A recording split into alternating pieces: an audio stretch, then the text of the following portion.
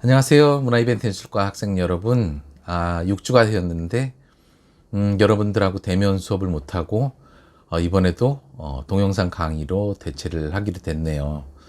실습 수업들만 대면 수업을 하기로 했기 때문에, 학교 정책상 이론 수업들은 동영상 강의로 당분간 또 대체를 해야 될 것 같아요. 이게 언제까지 갈지는 모르겠지만, 앞으로 좀 희망을 갖고 좀 더 기다려 보도록 합시다. 자, 오늘은 그 6주 차가 되어서 제가 1주차 때 이제 알려드린 바와 같이 6주차 강의는 하드웨어 시스템 이해 부분입니다. 다양한 하드웨어 시스템에 대해서 한번 얘기를 해보고 핵심적인 내용들만 모아서 여러분들한테 꼭 필요한 그러한 하드웨어 시스템에 대해서 설명을 드릴 테니까 여러분들도 이번 시간만 잘 들으면 하드웨어 시스템들이 이런 것들이 있고 이런 면에서 특색이 있는 거구나, 이런 것들 정도만 잘 알았으면 좋겠습니다. 자, 오늘도 그 책에 안 나오는 내용들 위주로 제가 현업에서 경험했던 여러 가지 그 하드웨어 시스템에 대한 그 내용들을 모아서 엑기스만 얘기를 해드릴 테니까 자, 집중하고 한번 따라와 봅시다. 하드웨어 시스템이 과연 뭐가 있을까요? 무대, 음향, 조명, 영상기기, 중계, 레이저, 그리고 특수효과, 그리고 발전차까지.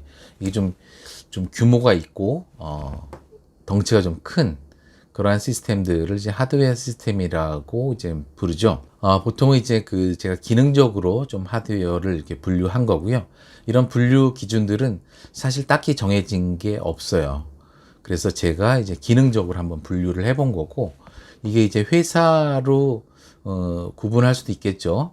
각 협력 업체들이 어떻게 구성되어 있느냐에 따라서 또 구분할 수도 있겠지만은, 그래서 요즘에 이제 기능적으로 영상기기를 가진 회사들이 조명을 갖고 있거나, 음향을 하는 회사들이 악기를 같이 한다거나, 이렇게 여러 가지들, 조합들이 이제 회사별로 또 있을 수 있는데, 오늘은 크게 기능적으로 한번 제가 나눠봤습니다.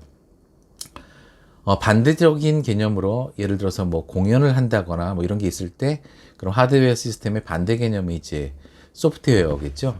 소프트웨어는 어떤 것들이 있을까요? 무슨 출연진들, 악기들, 또 필요한 소품들, 그리고 렌탈할 수 있는 각종 그 물품들, 제작물들, 이런 것들이 다 그 소프트웨어에 속할 수 있겠죠. 자, 오늘 1강에서는 그 무대 부분만 가지고 얘기를 할 거예요. 왜냐하면은 무대 부분이 가장 중요하고 가장 큰 덩어리이기 때문에 무대와 관련된 여러 가지 얘기들을 한꺼번에 하기 위해서 1강에서는 무대를 얘기를 할 거고, 2강에서는 그 다음으로 중요하다고 생각되는 조명과 음향에 대해서 얘기를 해볼 거고요. 나머지 하드웨어 부분에 대해서는 3강에서 얘기를 하겠습니다. 자, 첫 번째 이제 무대를 얘기해 볼 건데, 무대는 크게 실내 무대와 이제 실외에, 야외에 있는 무대가 있을 수 있겠죠. 실내에 설치되는 무대들은 장단점이 있을 거예요. 실내에 있으면 아무래도 기후의 영향을 덜 받겠죠. 그죠? 비가 와도 괜찮고, 그 다음에 날씨가 춥거나 더워도 그런 영향을 많이 안 받겠죠. 그리고 실내는 이제 그 전체 암전이 가능하기 때문에 조명 효과도 이제 극대화시킬 수 있는 이런 장점이 있습니다. 그런 반면에 실내라는 공간이 한계가 있잖아요. 높이에도 제약이 있을 수 있고, 또 이제 폭에도 제약이 있을 수 있기 때문에 어떤 공간의 제약이 있을 수밖에 없다. 그리고 실내이기 때문에 장비를 반입한다든지 철거한다든지 이럴 때 여러 가지 동선상의 제약이 있을 수밖에 없겠죠. 야외 무대는 어떤 장점이 있을까요? 일단 그 공간의 제약이 없겠죠. 아무래도 이제 자유스러운 이런 공간의 그 활용을 극대화할 수 있는 이런 장점이 있을 수 있겠고요. 실내 무대와 반대로 야외는 아무래도 이제 그 날씨의 영향을 받을 수밖에 없겠죠. 그래서 너무 춥거나 덥거나 또 비가 내린다거나 이럴 때 아무래도 제약을 받을 수밖에 없는 이런 한계가 있습니다. 그래서 보통 야외 콘서트 같은 경우는 봄과 가을 비가 없을 때, 그리고 날씨가 너무 춥거나 덥지 않을 때 하는 경우들이 많죠. 물론 이제 락 페스티벌이나 어떤 특별한 그런 그 공연들은 한여름에도 열리는 경우들이 많긴 하지만요. 그리고 이제 그 낮과 밤이 이제 구분이 되니까 낮에는 조명 효과 이런 것들이 좀 덜 할 수밖에 없겠고, 그래서 이제 어두워진 다음에야 이제 본격적인 공연이 시작되거나 이런 경우들이 많죠.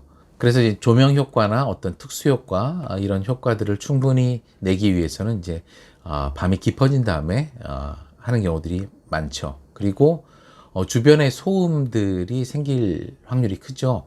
주변에 아파트가 있다면 뭐 민원이 들어온다거나 큰 소음으로 인해서 이제 여러 가지 제약들이 좀 따르게 됩니다. 이게 야외 공연의 야외 무대의 단점이 될 수 있겠죠. 무대의 종류는 이제 크게 한 4가지 정도로 이제 나눠진다고 얘기들을 해요. 첫 번째 이제 프로시니움 무대, 그리고 아레나 무대, 그리고 오픈 스테이지, 그리고 어댑터블 스테이지. 그러니까 이제 4가지가 있는데, 첫 번째 이제 프로시니움 스테이지는 가장 일반적인 무대와 관객석이 구분되어 있는 이러한 무대를 얘기하는 거죠.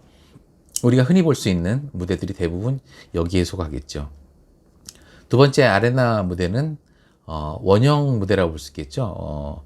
중간에 가운데에 스테이지가 있고 좌우 전후에 모두 이제 관객석으로 이루어진 이러한 무대를 얘기합니다. 과거 이제 그 원형 무대 이런 무대를 상상하면 되고요. 보통 이제 스타디움에서 열리는 뭐 예를 들면 전국체전이나 올림픽이나 이럴 때 개폐막식 공연들이 보통 이런 공연 스테이지를 이용하게 됐죠. 무대가 이제 턴테이블로 해서 돌아간다거나 360도를 다 바라볼 수 있는 이런 스테이지를 만드는 게 중요합니다. 세 번째 오픈 스테이지는 앞서 말씀드린 2가지의 장점만 조합을 한 게 되겠죠. 무대와 관객석이 바라보고 있긴 하지만 무대에서 직접 보통 T자 무대라고도 하는데 이렇게 돌출이 돼서 관객석으로 깊이 들어갈 수 있게 만들어 놓은 거죠.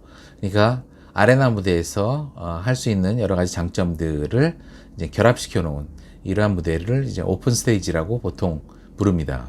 네 번째는 이제 어댑터블 스테이지인데 이건 매우 자유로운 그 동선을 갖고 있는 스테이지라고 볼 수 있겠죠. 무대가 움직인다든지 아니면 전후 좌우에 사방에 깔려 있다든지 아주 자유롭게 무대를 구성한 그러한 무대가 되겠죠. 보통 이제 전후를 바라보는 2연 무대도 볼 수 있겠고요. 3면에서 바라보는 이제 3면 무대가 만들어질 수도 있겠고요.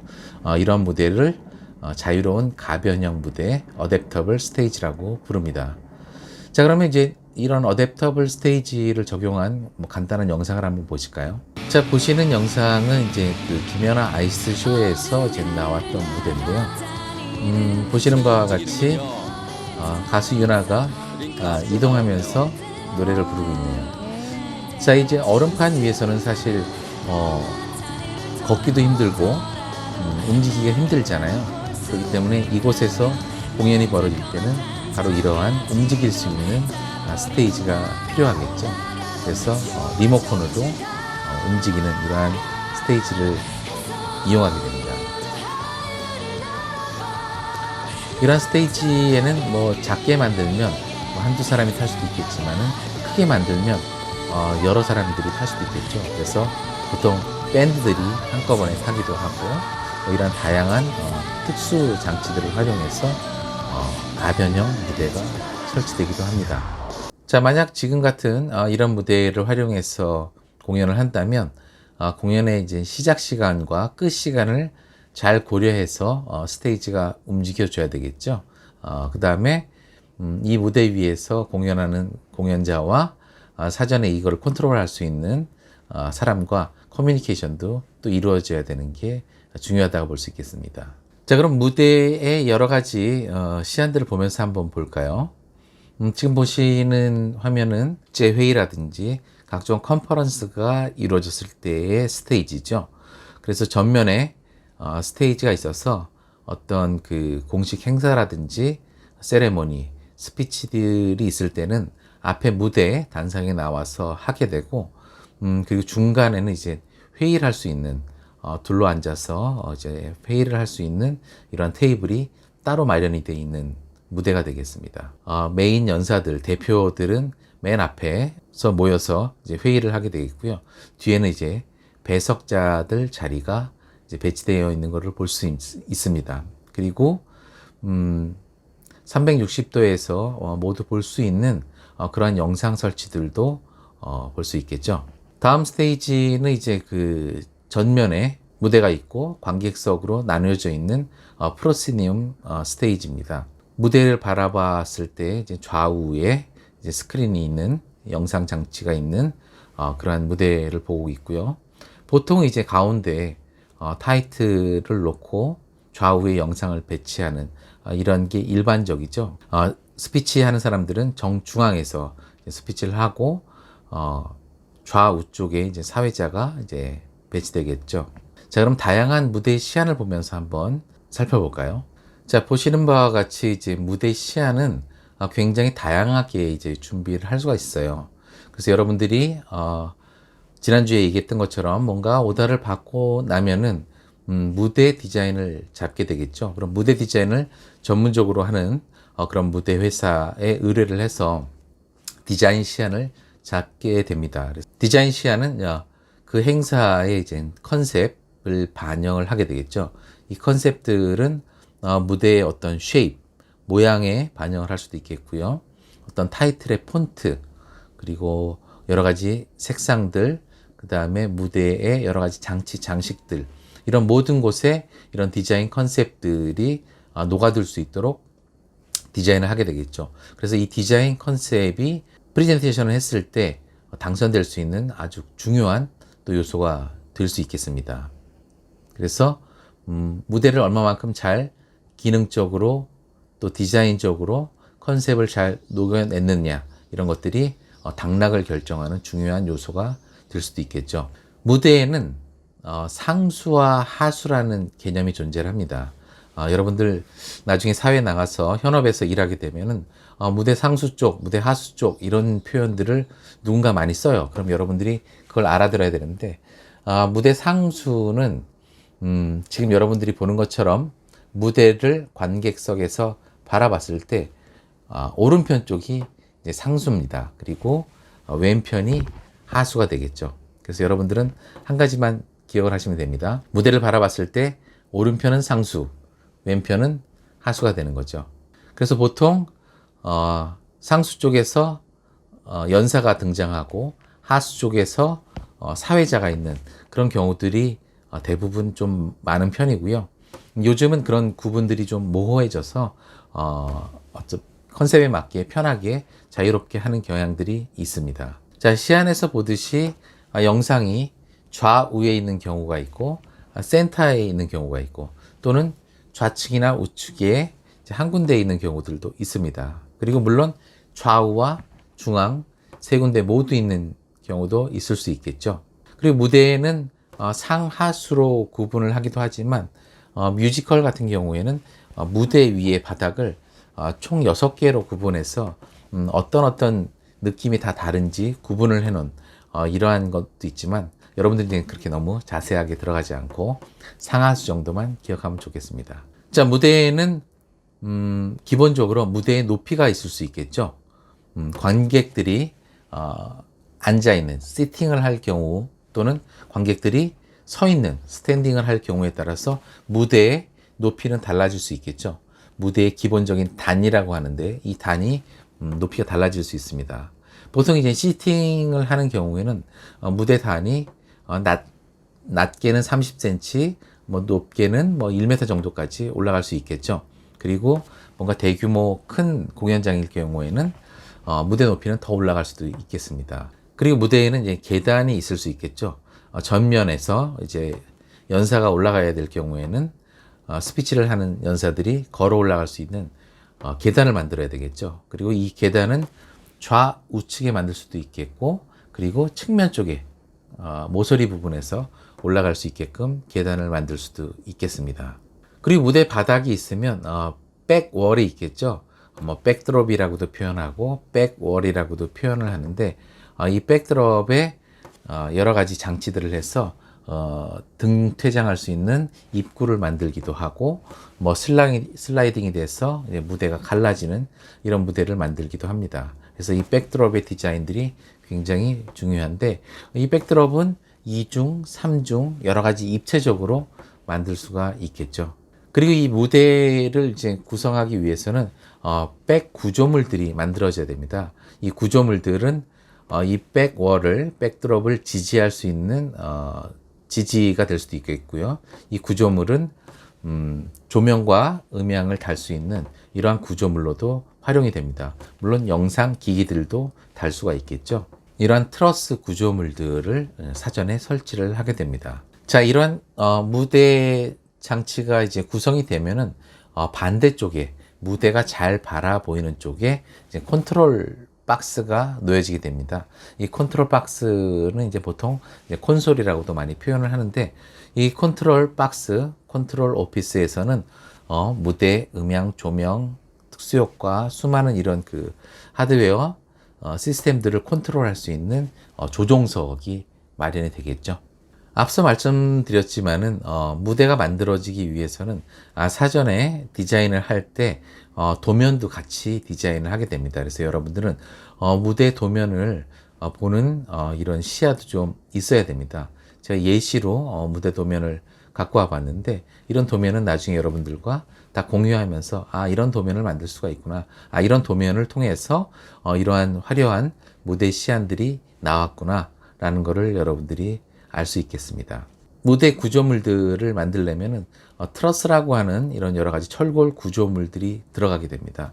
예전에는 그 아시바라고 해서 비계라고 하죠. 아시바는 이제 일본 말이니까 쓰지 말도록 합시다. 보통 비계라고 하는 이런 장치들을 이용했었는데 요즘은 전부 철골 구조물로 이제 만들게 되죠. 이런 철골 구조물 중에 이제 독일의 레이어라는 회사가 만든 레이어들을 지금 많이 쓰고 있는데 이런 레이어들을 워낙 요즘 많이 쓰고 있기 때문에 그냥 레이어가 일반 명사가 돼버렸죠. 이런 레이어 구조물들이 어떻게 무대에서 쓰였는지 여러분들과 한번 보면서 얘기를 나눠보겠습니다. 이런 레이어 시스템들은 무대부터 여러 가지들을 만들고 있는데요. 첫 번째 이제 무대네요. 자, 모듈화 되어 있다라고 얘기를 하고 있죠. 어셈블리 이런 부품들이 이제 전체가 규격화되어 있다라고 이제 얘기를 하고 있습니다. 하나하나 이제 조립을 해서 건축을 한다라는 의미인 거죠. 보시는 바와 같이 뼈대로 구성이 되어 있습니다. 자, 지금은 무대를 만드는 예시 영상을 보고 있습니다. 매우 강한 재질로 되어 있다고 얘기를 하고 있네요. 자, 대형 이벤트에 많이 쓰이는 스테이지라고 얘기를 하고 있습니다. 자, 알루미늄 보드를 사용해서 이제 그 바닥을 만든다라고 얘기를 했네요. 가벼운 재질이라고.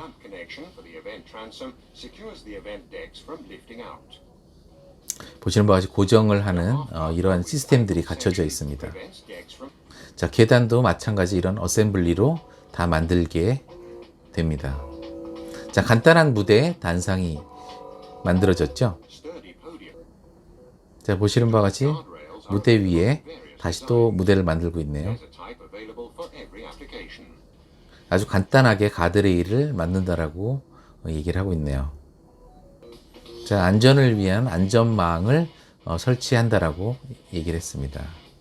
자, 대형 이벤트부터 콘서트, 기타 여러 가지 대형 행사에 이제 사용한다라고 얘기를 하고 있네요. 자, 다음 이제 스테이지 위에 이제 루핑하는 이제 그 천정이죠. 천정 루핑을 씌우는 얘기를 하고 있습니다. 자, 야외에서 우천 시에 비가 올 때 출연진들이나 악기들이나 이렇게 비를 맞으면 안 되겠죠. 그래서 보시는 바와 같은 루핑 작업을 하게 됩니다. 루핑을 하게 되면은 조명도 훨씬 잘 먹게 되죠. 보시는 바와 같은 루프 구조물들을 설치하는 작업을 보여주고 있습니다. 지금 설치하는 거는 이제 그 조명을 더 잘 받게 하기 위해서 검은색 암막 천을 치는 걸 보고 있습니다. 이 레이어 시스템은 언제 어디서든지 간단하고 강력하게 설치할 수 있다라는 좀 자랑을 하고 있네요. 보시는 바와 같이 규격화된 이제 판넬로 이제 조립이 가능하게 되겠죠. 보시는 바와 같이 좀 입체적인 이런 무대들도 얼마든지 금방 변형시켜서 만들 수 있다는 것을 보여주고 있습니다. 자, 다음은 그랜드 스탠드인데요. 관객석을 얘기하는 거죠. 자, 관객석을 만들 때 이제 그 높이와 폭 이런 것들을 어떻게 하느냐 구분이 되어 있다, 규격화되어 있다라는 것을 얘기하고 있죠. 이런 대형 구조물들도 다 레이어에서 즉각적으로 만들어내는 가설 설치물이 되겠습니다. 어떤 그 F1 같은 스포츠 경기나 트랙 경기들 이런 거 있을 때도 이런 스탠드가 필요하고 예를 들면 뭐 골프 대회가 있을 때 그 홀에서도 이런 스탠드가 필요하죠.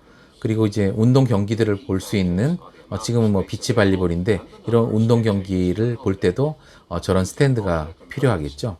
자, 이런 구조물들을 통해서 무대가 이루어지기도 하고 관객석이 만들어지기도 하는 걸 보여주고 있습니다. 우리나라에도 이런 그 레이어 시스템을 도입해서 수입해서 장비를 갖고 있는 회사들이 이제 많이 늘어났습니다. 그래서 요즘은 모두 이런 레이어 시스템, 철골 구조물 시스템을 가지고 무대나 관객석을 만들죠. 이러한 스탠드를 만들 때는 물론 의자도 지금 설치하고 있지만 사람들이 스탠드에서 안전하게 미끄러지지 않게 바닥을 만드는 것도 중요하고요. 그리고 이런 가설 설치물들은 사람들이 지나다니면서 어디 옷이 찢기거나 어디에 찍히거나 이러지 않게끔 안전하게 마감 처리를 하는 것도 굉장히 중요하죠.